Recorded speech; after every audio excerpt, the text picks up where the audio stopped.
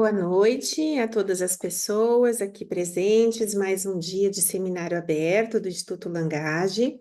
Hoje nós temos o prazer de receber duas convidadas que também tiveram textos publicados no último livro lançado do Instituto Langage, que é O Tempo da Infância e da Adolescência. E especialmente hoje, né, a gente vai abrir aí os nossos trabalhos agora tratando dessa fase da vida, que é a adolescência. Então, eu gostaria de iniciar com a Luísa. A gente vai pensar aí mais ou menos uns 20 minutos para cada uma, para depois que a gente possa abrir também para as pessoas poderem comentar. A Luísa, ela é psicóloga, mestre em psicologia clínica pela Universidade de São Paulo, psicanalista em consultório particular e também hoje está no CAPS-IJ de Pirituba. Luísa, mais uma vez, muito obrigada e a fala é com você. Obrigada, queria começar agradecendo aí o Instituto Langage pela oportunidade de estar compartilhando meu trabalho nesse livro, que está incrível, parabéns pelo trabalho. E também por poder estar compartilhando aqui hoje com vocês. É, Bom, pensei em trazer um pouco alguns pontos principais desse capítulo que eu fui discorrendo. O capítulo, ele veio a partir da minha pesquisa de mestrado. A pesquisa final, o título é Escrita e Ato, as cartas de suicídio enquanto um testemunho da juventude. E esse capítulo, ele surge a partir da pesquisa bibliográfica para eu poder construir, né, o meu trabalho. Vou contar um pouquinho aí do meu percurso no tema para poder pontuar aí as questões que eu fui levantando, né? Eu atualmente trabalho na clínica particular, mas grande parte do meu percurso dentro da clínica foi em instituições públicas de saúde mental. E já desde o comecinho, quando eu comecei como residente, eu me deparei com essa saída, né, dos adolescentes por via do suicídio, do ato de tentativas, né, de suicídio, a gente diz. E isso sempre foi uma questão que me mobilizou muito, no sentido de tentar entender um pouco, né, essa saída que os jovens cada vez mais iam, de alguma forma, optando, né. E, bom, o meu trabalho que eu apresento hoje, ele vai nesse sentido de tentar responder dois pontos centrais aí das minhas questões. Primeiramente, de ir localizando um pouco o tempo da juventude, da adolescência, né, dentro da constituição subjetiva de cada um. O que se trata esse momento? E aí eu vou trazendo o período da adolescência enquanto um tempo lógico do desenvolvimento, né? Pensando aí num olhar que não fosse da ordem de ênfase para o período de crise, de ruptura da adolescência, mas podendo construir um olhar no sentido de um processo de desenvolvimento que a adolescência vai se localizando, né? Um espaço muito mais de construção, de elaboração, do que um espaço de ruptura, como muitas vezes é localizado aí, né? Eu fiz muito uso da teoria do Freud, presente nos três ensaios da sexualidade, onde ele vai também em Lacan, estágio do espelho, mas inicialmente por Freud aí, pensando nos três tempos do desenvolvimento psíquico, que ele vai trazendo o período autoerótico, narcísico, e por fim objetal, que seria o tempo da adolescência. E o Freud vai colocando aí os principais desafios desse momento, né, que é o que a gente vai conseguindo localizar na clínica. Primeiro seria a redição das pulsões infantis, que é justamente o momento de poder localizar, porque o sujeito vai se localizando dentro da pré-história aí, subjetiva, né? Onde vai podendo narrar e contar a sua história. Então, esse é um momento de construção. Eu acho que é muito delicado, que a gente vai vendo na clínica essas tentativas de nomeação da própria história, que por vezes é muito difícil até de poder se contar em alguns momentos, né? Acho que quem trabalha com adolescente talvez já tenha se deparado com esses momentos, talvez um pouco de embaraço, de poder criar teorias aí de si, do outro, e que é um trabalho psíquico fundamental. Isso tudo Lacan vai complementar também, já está em Freud, mas acho que Lacan dá uma ênfase do encontro do real com o corpo também nesse momento, né? Então, todo esse processo psíquico não se dá sem o corpo, sem a transformação física aí que está em ordem nesse momento, né? E o Lacan vai falar um pouco desse encontro com o real da maturação sexual. Pensando um pouco aí, né, em como dar conta desse corpo novo que vai se constituindo, né, que vai ganhando uma forma adulta, e com isso as transformações físicas, hormonais que estão em ordem, e o Lacan vai nomeando como essas transformações a partir de uma lógica do real, daquilo que por si só não tem sentido para o sujeito, né? Todo esse momento, e que o trabalho é justamente esse, é de poder dar sentido ao que está se constituindo. Então, pensando aí que esse processo, acho que tem muito a ver, vou entendendo que tem muito a ver com a construção de uma narrativa possível de si, que o próprio desfecho vai sendo a possibilidade de criar um sintoma para si, né? Acho que esse é o desafio do analista quando se depara com a adolescência, de poder auxiliar o sujeito a poder também construir um sintoma sobre si, a partir de si. E isso necessariamente só pode ocorrer a partir da relação com o outro, da entrada na linguagem, né? Uma linguagem aí que possa fazer aí uma amarração, uma articulação possível, para poder construir uma rede de significantes, faça esse encontro com o real, que é da ordem do sem sentido, né? Por isso que a gente vai vendo aí a importância das identificações no período da adolescência mesmo, né? A gente vê, eu acho demais trabalhar com adolescente, que a gente vai vendo aí como eles vão dando jeitos diferentes, né? De poder se situar dentro dessa encruzilhada aí.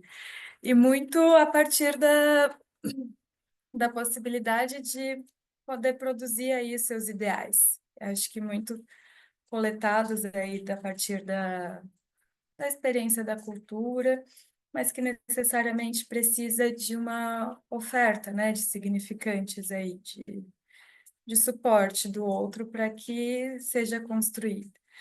E aí, muitas das saídas, muitas não, acho que a maioria vão passando muito por essa via da identificação, até de construção de um eu ideal, de um projeto de ser,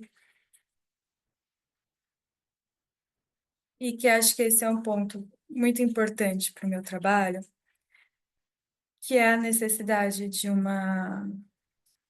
de que isso seja passado simbolicamente através dessas figuras de alteridade, né, que vão se incorporando aí de várias formas, desde, enfim, professores até ideais da cultura, mas que é necessário que se passe por isso. E aí eu vou passando um pouco para o segundo ponto, né, que eu trago no meu trabalho, que é justamente de entender como que, diante disso, o suicídio passa a ser uma saída diante do surgimento do real.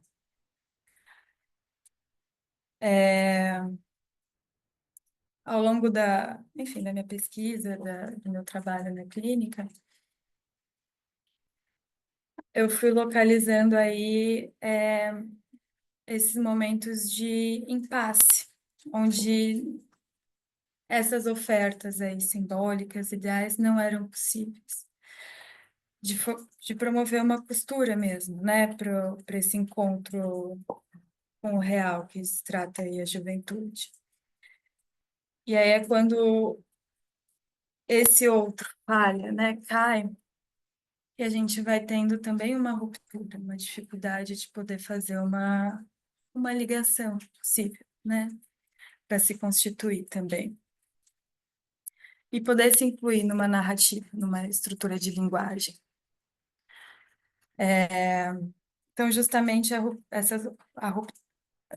a gente vai entendendo, né, a passagem ao ato, acting out, dentro da estrutura do suicídio, enquanto este momento de ruptura, onde não há referências para inscrever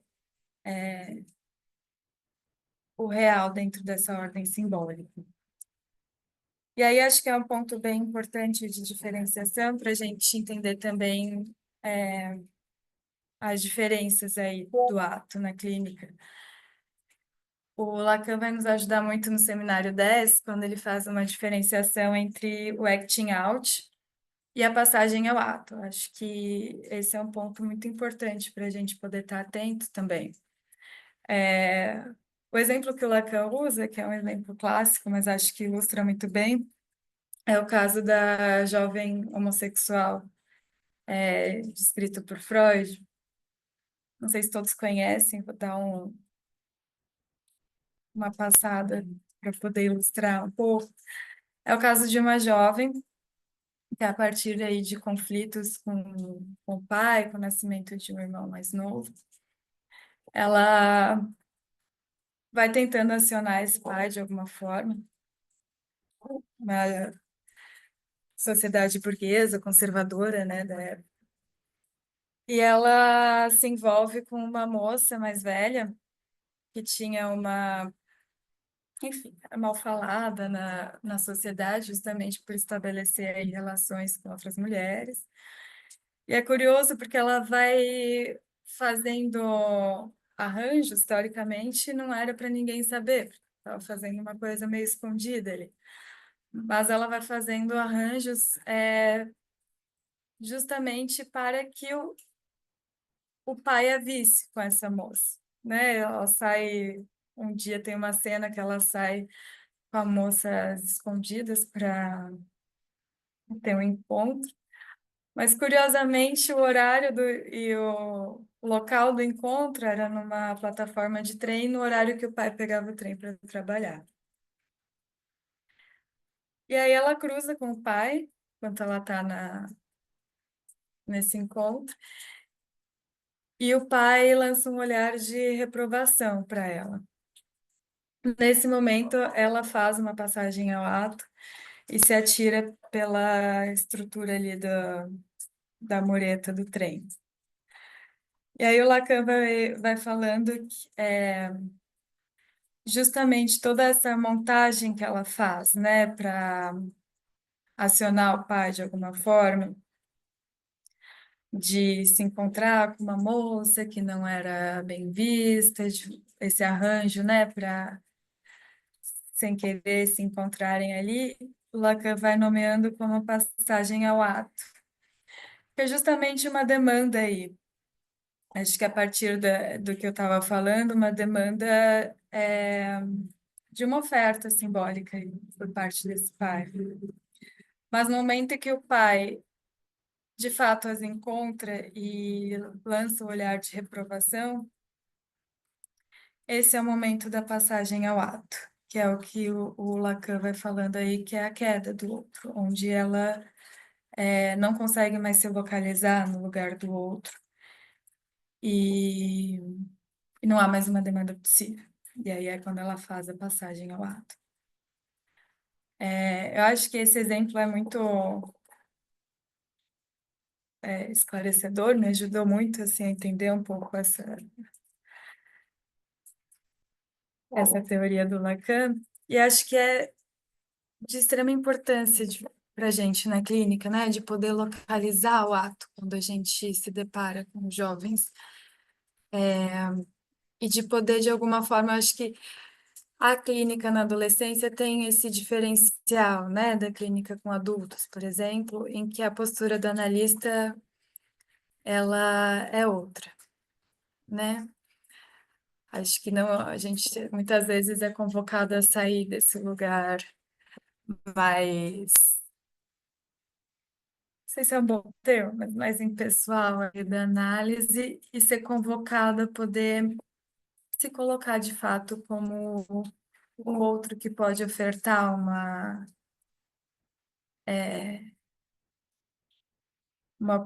fazer uma oferta de significantes para poder, e em muitos momentos, responder um pouco essa demanda, né, de oferta que os jovens fazem, porque é justamente a partir daí que a gente pode fazer um trabalho de construção, né? Pensando aí que poder construir um arranjo antes que, de fato, seja o adolescente possa fazer uma passagem ao ato, não que o acting out não seja importante de ser considerado como uma tentativa em termos de gravidade, mas que ainda há uma oferta, né? Uma possibilidade, uma demanda, uma possibilidade de um pedido aí de elaboração. Bom, acho que é um pouco isso assim que eu trago no meu no capítulo. Acho que algumas contribuições aí que eu gostaria de compartilhar. E eu fico aberta, enfim, para dúvidas, questionamentos. Não sei se alguma coisa não ficou tão clara, mas Muito é obrigada, Luísa. isso.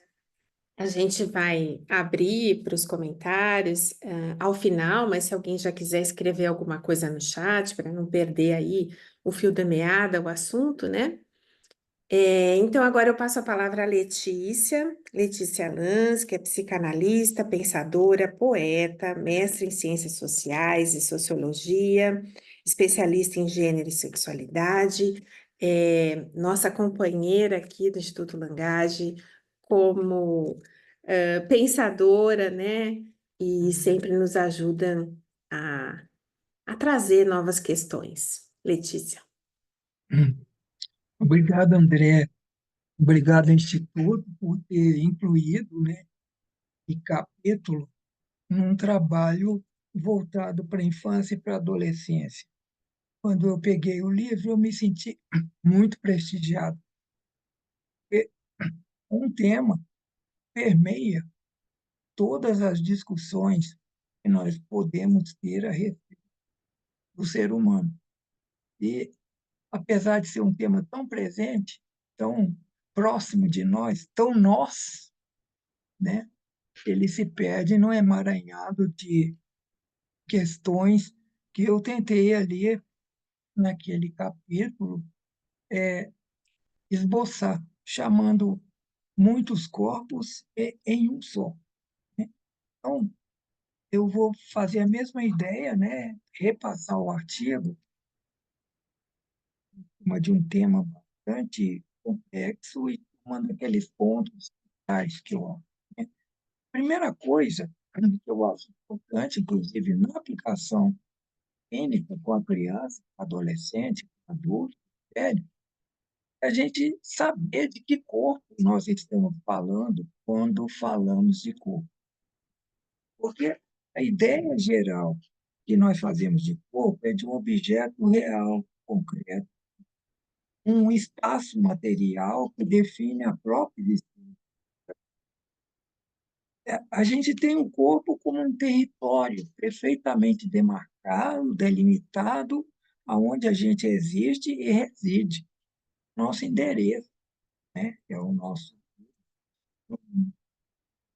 Então, essa ideia de concretude, de materialidade, ela se dissolve ela se fragmenta totalmente quando a gente olha o corpo de modo menos, né? Então, quando a gente faz isso, a gente vê que essa entidade aparentemente tão inteira, tão única, ao ponto de nós chamarmos de indivíduos e não divisíveis, na sua natureza orgânica, pelo menos, ela se esfacela numa quantidade enorme de especificidades, né, de representações que acabam tornando impossível a leitura do corpo como uma unidade indivisível. Então, e profundamente imbricado no corpo, como se o corpo fosse um container, né? Há um imenso repertório de corpos culturalmente estabelecidos, transforma o corpo orgânico numa espécie de cabide de roupagens sociopolíticas, culturais, um imenso repositório de subjetivações, representações e apresentações públicas do corpo, né? E são exatamente esse contexto, esse repertório, né? Muitas vezes, ou na maioria das vezes, tenso, controverso, né? Que nós vamos chamar de corpo e considerar isso como unidade. Então, uma coisa importante é, na imposição dos discursos, a primeira coisa que vai acontecer é que quando, como diz o lá em 1900, quando a gente encontra com alguém, né, a primeira coisa que a gente faz é passar o nosso scanner social em busca de sinais e símbolos os quais nós possamos enquadrar a pessoa, né, numa matriz de inteligibilidade dos corpos, que nós, um outro nome para isso poderia ser o dispositivo binário de gênero. Esse dispositivo binário de gênero, ele divide os seres humanos em homem e mulher, masculino e feminino, a partir da sua condição biológica de macho e de fêmea.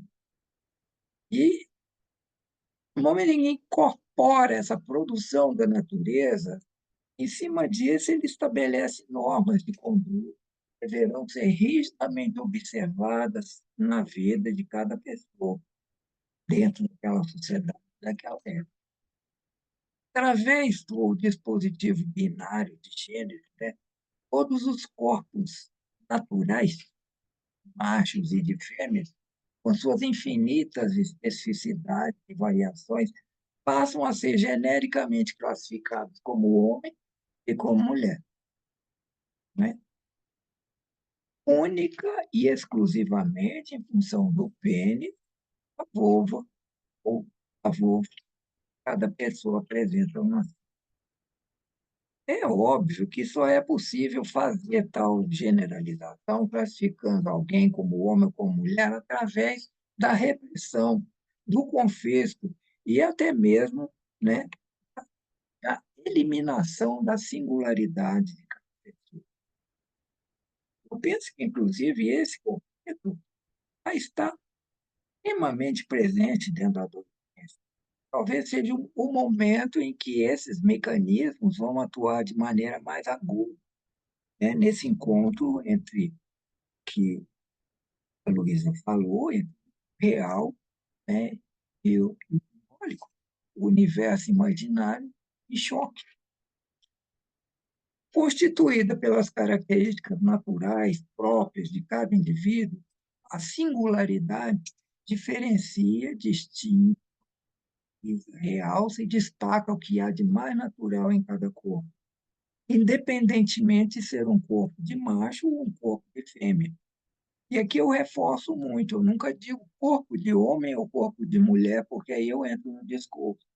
Minha tentativa aqui é dizer corpo de macho e corpo de fêmea é permanecer no universo orgânico, biológico, onde ainda não há imposição de outros discursos que não o próprio discurso biológico, né, nos levou a fazer essa classificação. Ao contrário, identidade de gênero, ela é constituída por discursos produzidos culturalmente sobre os corpos. Discursos que criam atributos universais que nivelam, igualam, uniformizam, classificam, homogeneizam e hierarquizam os corpos, criando os corpos genéricos de homem e mulher. Corpos que, inclusive, passam por estágios, por etapas, né? A criança, o adolescente, o adulto, o velho. Cada um desses lhe traz uma leitura própria, um léxico próprio dele, que é atravessado por diferentes discursos.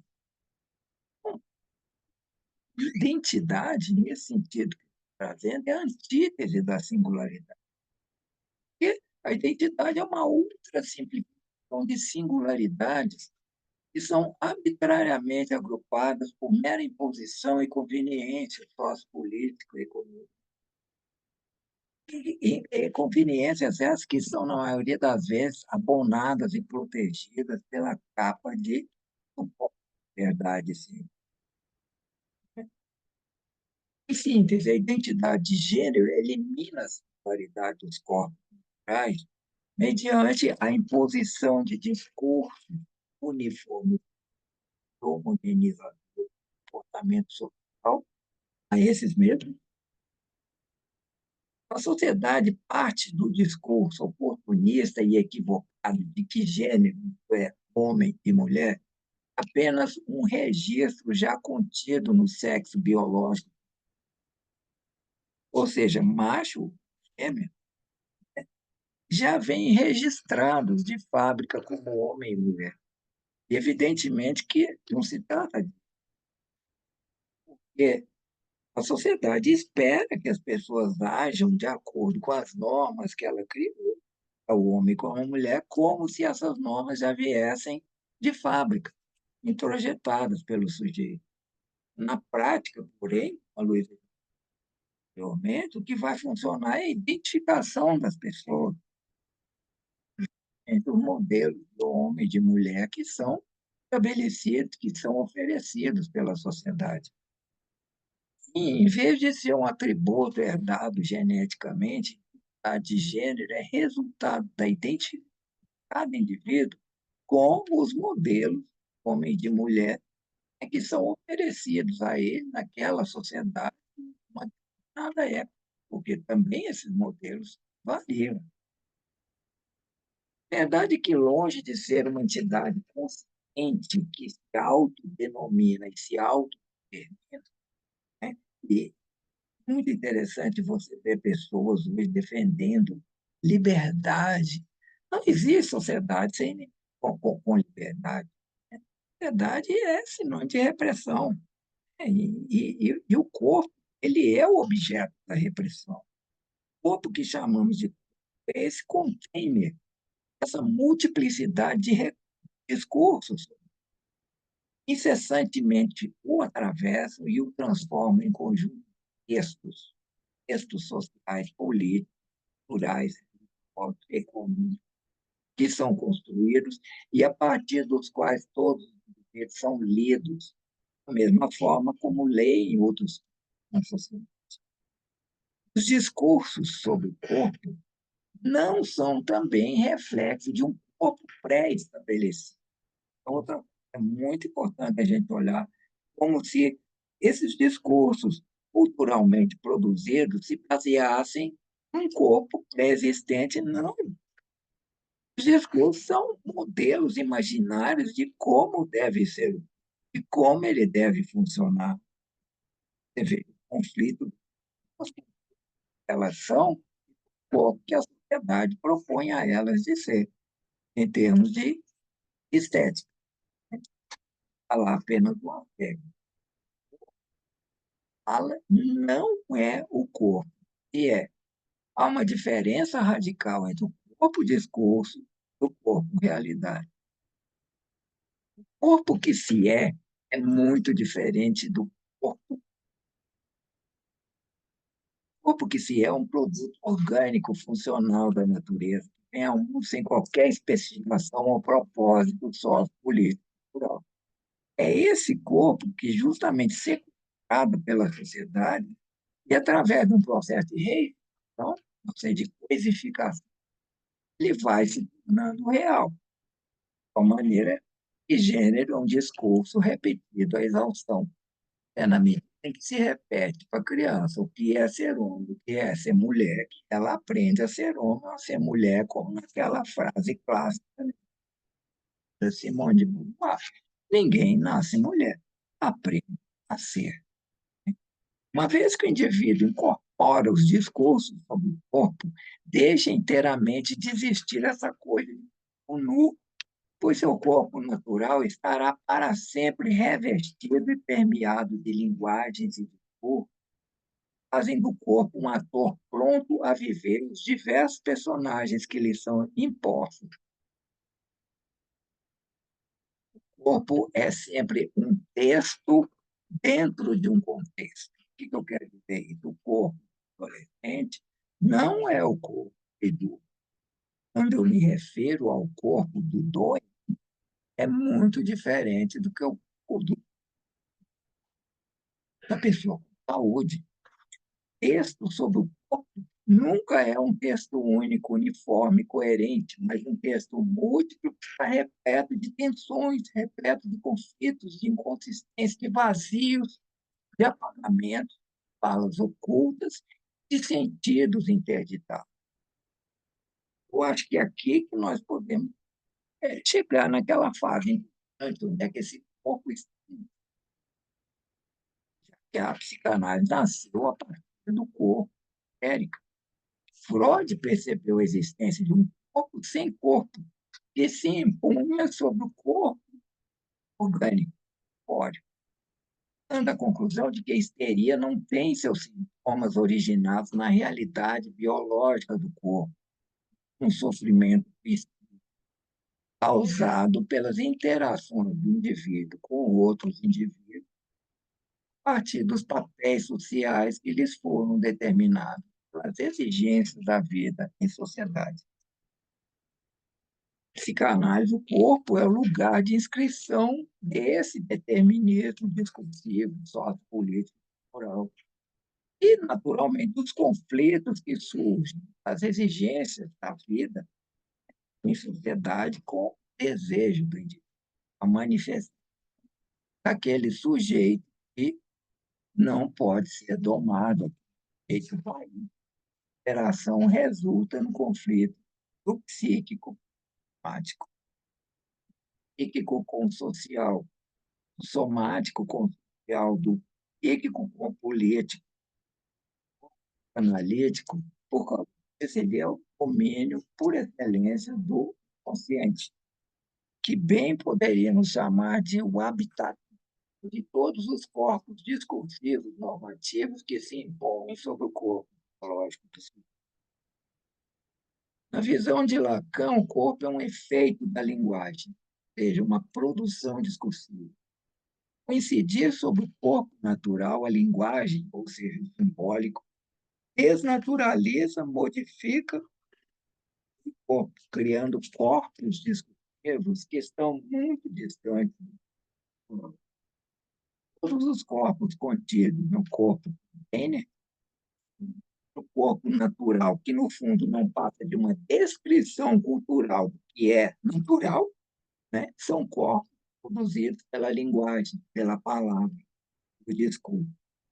Não existe corpo antes da existência de um discurso sobre o corpo.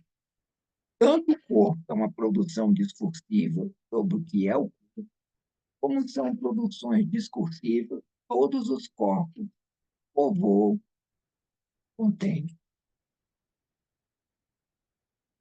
Então, esse é o resumo fazer daquele texto.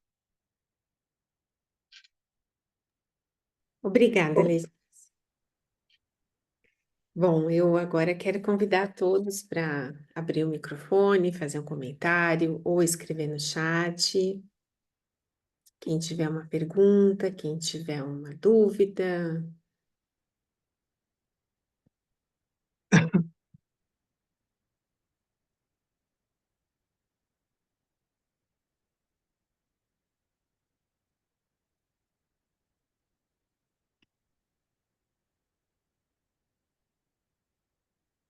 Então eu mesma começo. É, Letícia, eu li seu texto, claro, mas esse termo que você usa de scanner social, eu acho ele assim muito perfeito no sentido do como se a gente estivesse passando naquele scanner do aeroporto, Hum, né? Onde ali a gente é avaliada, julgada, quase condenada, né? Naquele momento, quando a luz vermelha acende, você está sendo condenada, né? Pelo hum, menos uma revista você vai receber. Uma revista de toque, de mão, de pozinho, enfim. Cada lugar do mundo tem uma revista diferente. E se a gente pensar socialmente, né? Esse scanner social que a sociedade aplica, ela também, além dela fazer essa identificação, ela já aplica o julgamento imediatamente. imediatamente. E isso mantém a vida em sociedade. Agora, as leituras, eu me lembro, eu gosto muito daquele texto do Freud sobre a feminilidade, porque ele começa o texto e quem lê só as primeiras frases acha que ele está falando uma coisa e ele vai aguar em outra. Essa assim, quando você encontra uma pessoa, a primeira coisa que você tenta saber é se é homem ou se é mulher. E raramente você se engana. Então, quem lê essas primeiras frases começa até a gozar, fala, é porque ele não está vivendo hoje, né? Hoje é mais difícil pela a forma de você vestir e um punhado de coisas desse. Mas não é disso. Se você permanecer na leitura, ele vai dizer que não são, não é essa linguagem superficial que vai definir o indivíduo. É que essa linguagem seria simplesmente uma adequação do indivíduo às exigências da vida real. Então, o que define o homem, o que define a mulher, e aí ele vai ao longo, é muito diferente. Essa abordagem com mais. Mas o que a gente vê é exatamente isso. O seu scanner são a passo scanner. Você chega numa loja mal vestida, numa loja de grife. Então ela passa o scanner e fala assim: é pobre, não tem dinheiro, se for de cor, vai roubar, não é? Já tem a conclusão e a forma de atuar. Isso que eu chamo muita atenção, porque mesmo sobretudo no analítico, no setting, né, eu tô diante de um corpo. Aquele corpo, esse é um corpo que chega cheio de botox. Então, você já identifica que há um conflito básico, uma tensão, pelo menos, entre a aparência que a pessoa traz e uma aparência que a sociedade propõe para ela e que ali. E eu não posso denunciar essa tensão, porque não é função minha, né? Eu, pelo contrário, tenho que apoiar as escolhas da pessoa. Olha, se ela não tiver, não, tá? Ela fez escolha. Então, nós temos que examinar muito essas escolhas que ela fez, foi baseada em quê? Foi baseada num desejo dela, um desejo próprio, muito difícil de conhecer, ou foi baseado nesse scanner? Na maior parte das vezes, a resposta dela vai ser mas se a gente não fizer isso, eu já estou com 50 e poucos anos, se eu não fizer isso, eu não vou ser aceita nos meios que eu fui. Eu vou ser mais ou menos marginalizada. É o mesmo discurso do negro, que é o mesmo discurso com deficiência física, né, que é o discurso da exclusão, porque está fora da norma. Então, o scanner passa e não fecha. Como não fecha uma pessoa encontrar um preto? Olha que coisa! Médico preto, mas um preto podia estar aqui. Né? E esse conflito ele é muito nítido e muito grave, difícil, pesado na adolescência. É quando a pessoa começa a perceber isso, não mais naquele ponto da pessoa atrás do espelho. A fase não é mais. Agora, esse espelhamento é duro, porque do outro lado tem toda uma ordem discursiva já estabelecida. Eu sou feio, magro, eu tenho espinhas, né? Eu não sou frequente, eu não tiro, não tenho pessoas influentes no meu círculo de amizades. Então, você veja o que para o adulto já é um sofrimento para o adolescente que não tem referência nenhuma, que está construindo essas referências. Então, scanner social, né? Que esse scanner é construído a partir da matriz de inteligibilidade. Aí, dentro desses corpos, existem os corpos apreciados, né? Os corpos não vivíveis, né? Você anda pela rua, os corpos que são invisibilizados, né? Você anda pela rua, tem gari, tem serviços muito subalternos que não são nem notados pela população. São corpos absolutamente atravessados, né, pelo desiguais e economicamente baixos, tarefas muito lá na base. Eu gosto de escrito. Luísa, quer comentar um pouquinho? Acho que isso acaba refletindo diretamente o trabalho que você descreveu, né?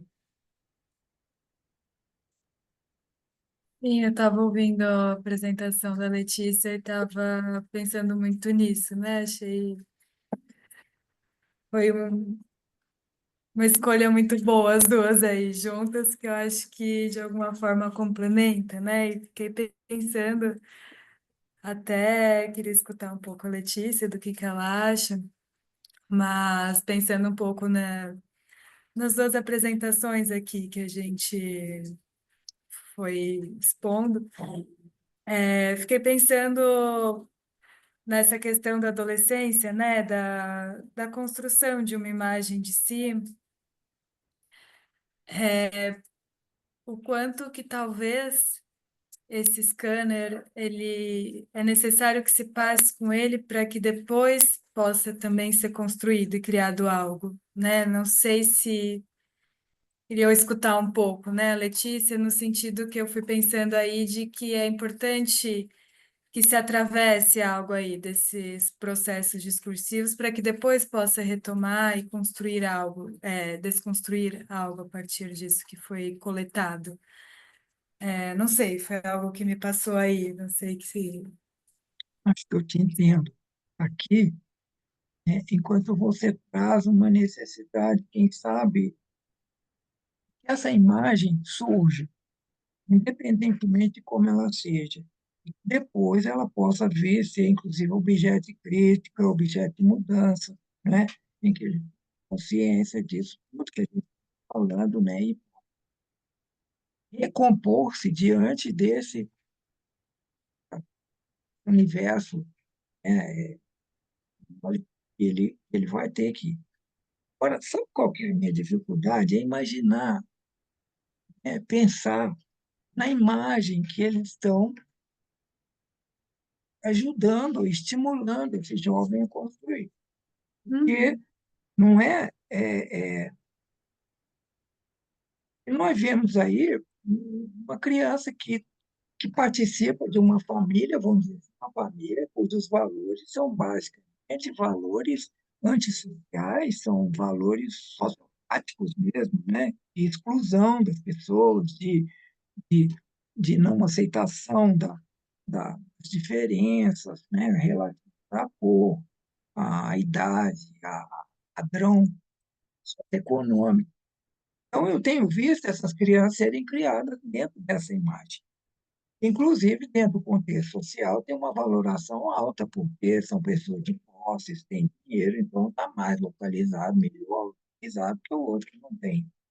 Então, eu vejo elas criarem esse ar arrogante, futuramente, para efeito de coletividade, vai ser muito difícil, porque você dificilmente muda a cabeça das pessoas. Veja que elas estão hoje, felizmente, quando postam muito.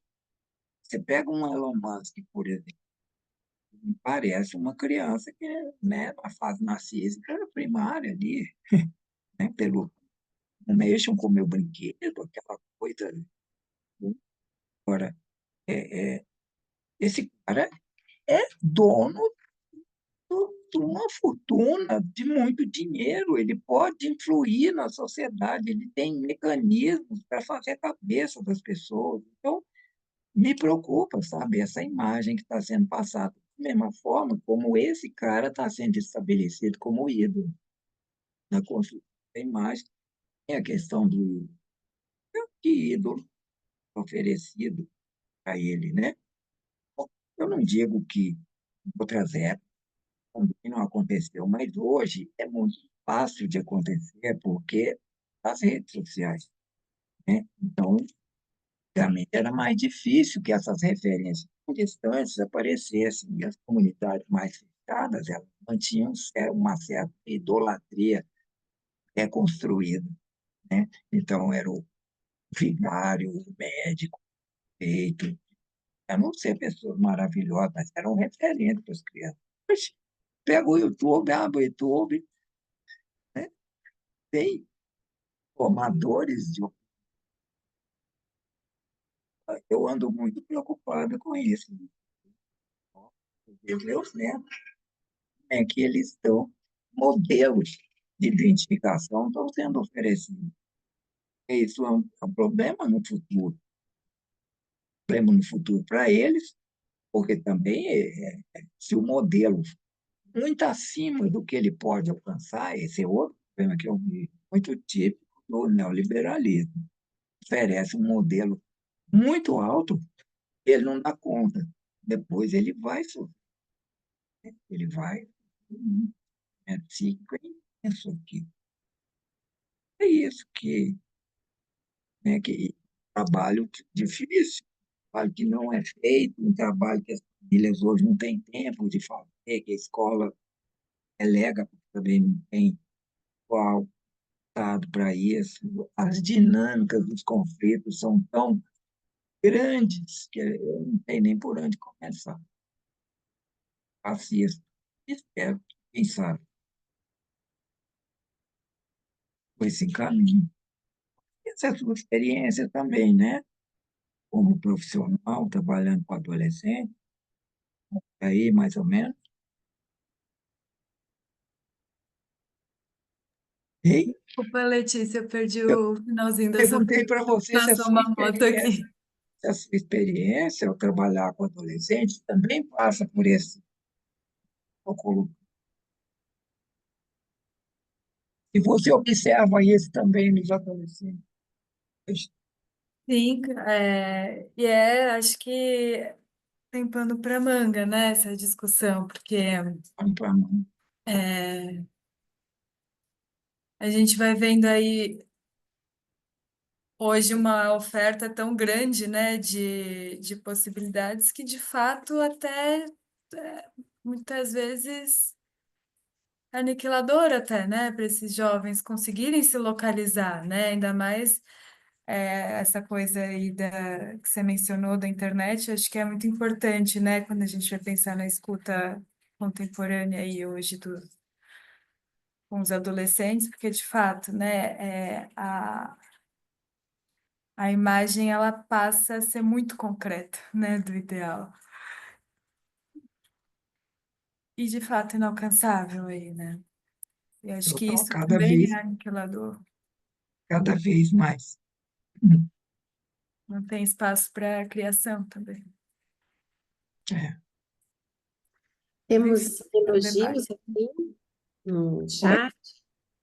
Temos Ah, elogios no chat, ah, elogiando a composição dos dois temas que foram muito relevantes e que se entrelaçam de alguma forma, né, nessa fase tão bonita da vida que é a adolescência. Bom, eu quero agradecer muito a Letícia, a Luísa, a todos os participantes e dizer que na próxima semana, dia 24, nós teremos ainda mais uma mesa tratando da adolescência com a Tereza Bruzzi, o Daniel Péricles e o Alfredo Jerusalinski. Então, desejo uma boa noite a todos e nos vemos semana que vem. Obrigada, Letícia. Obrigada, Luísa. Obrigada, boa Obrigado. noite. Obrigada. Obrigada, Luiz. Prazer em conhecê-lo. Ao Sérgio,